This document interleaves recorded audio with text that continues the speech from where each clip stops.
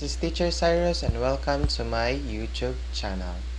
Today we will discuss about relevant topics na lumalabas sa ating licensure exam for teachers. So hindi na natin patatagalin pa, we will start our discussion. Our discussion is all about types of research. There are 12 types of research that we're going to discuss today. And the first one is history research. This kind of research involves the analysis of events that happens in the past to solve the problems in the present. The best example of history research, for example, China, when China suffers COVID-19, ang ginawa nila is nag-research sila tungkol sa kanilang ginawa noong nagkaroon ng SARS outbreak sa China last 2002. And then they use this kind of research in order to find ways kung ano ang solusyon na ginawa nila noon na makatutulong upang mas hindi lumago or mas hindi pa kagrabe ang local transmission ng COVID-19 sa China. At saka sa pamamagitan ng pag-study ng history, malalaman natin kung ano ang ginawa nilang preventive measures upang hindi madaling kumalat ang naturang sakit. Other example is that Cyrus tracks the failures of his past relationship to solve the said problem. So, ang problema ni Cyrus tungkol sa kanyang relasyon noon, ang ginawa niya is gumawa siya ng research upang sa susunod na magkaroon siya ng karelasyon ulit, so hindi na mapabalik ang naturang problema sa especially iisa lang ang dahilan sa kanilang hiwalayan. Second one is phenomenological. I think for me it is mahirap i-explain but madali nating matutunan kapag sa pamamagitan ng example nito. Example of phenomenological is that after 3 decades of the EDSA revolution, what happens to the Filipinos after 3 decades of being a democratic country? Merong isang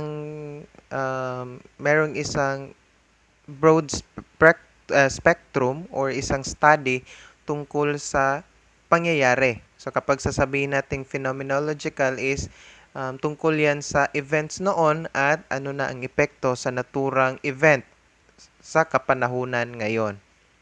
The third type of research is quantitative. Alam naman natin kapag sasabihin natin quantitative, the research involves numbers. Kapag ang batayan sa ating research ay numbers, so yaon ang quantitative type of research.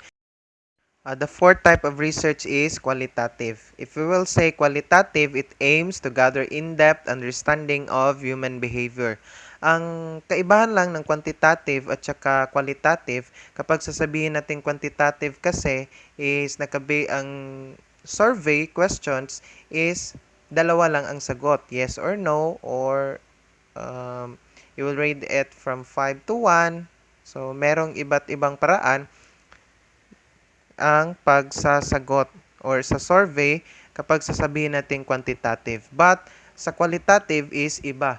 Kapag sasabihin natin qualitative kasi is kung ano ang opinion ng respondent is yaon rin ang ating kukuning or i-gather na data upang gamitin nating batayan sa paggawa ng research or for us to prove kung ano ang problema at kung ano ang mabisang paraan upang masolusyonan ang naturang problema. That's why quantitative is easy but not that reliable. Kapag sasabihin natin qualitative, mahirap but sigurado tayo na reliable or malaki ang quality sa ating makukuhang data gathering kasi galing mismo sa opinion ng isang tao ang nakalagay sa ating survey answers. Next one is ethnographic research. Kapag sasabihin nating ethnographic, it is a kind of research about studying a certain culture. If ethnographic, so kadalasan ginagamit ito sa tinatawag nating anthropology or anthropology na nakabase sa culture. Kapag ethnographic, it mainly based about a certain culture. Next is experimental research. It is a research about investigating, predicting, controlling a phenomena, and examining probability and causality of selected variables. But do remember na ang experiment is more focused on actual investigation. That's why the best example of experimental research is yaong nagre-resolve ng case, especially merong isang krimen. Kaya ang NBI is gumagawa ng investigasyon sa crime scene at saka kinukuha ang fingerprint sa bagay na ginamit sa krimen at saka they examine it on the laboratory so that malalaman nila kung sino talaga ang suspect sa krimen. That's why experimental research, it needs data gathering, but they explore more on, or they must focus more on experiment or investigation. Next is exploratory research. It is a research conducted because of the unsolved problem. The best example for that, if kapag sasabihin natin sa classroom setting, Teacher Z continues to research on how to improve students' performance in school. Merong pamamaraan to improve students' performance in school, but merong limitasyon kasi bawat classroom is merong iba't ibang character or merong iba't ibang timpla or whether nakabase din yan sa mga estudyante na nasa loob ng classroom. Kaya, Teacher Z uses exploratory research in order to improve students' performance in school. So kasi kadalasan sa merong mga estudyante na hindi gustong mag-aral, kaya gumagawa ng research si Teacher C to improve or gagawa ng motivation in order na ang kanyang estudyante is mag-i-excel in performance sa paaralan. Next is grounded theory. Means analysis and theories happen after you collect the data. Especially karamihan sa atin or all of us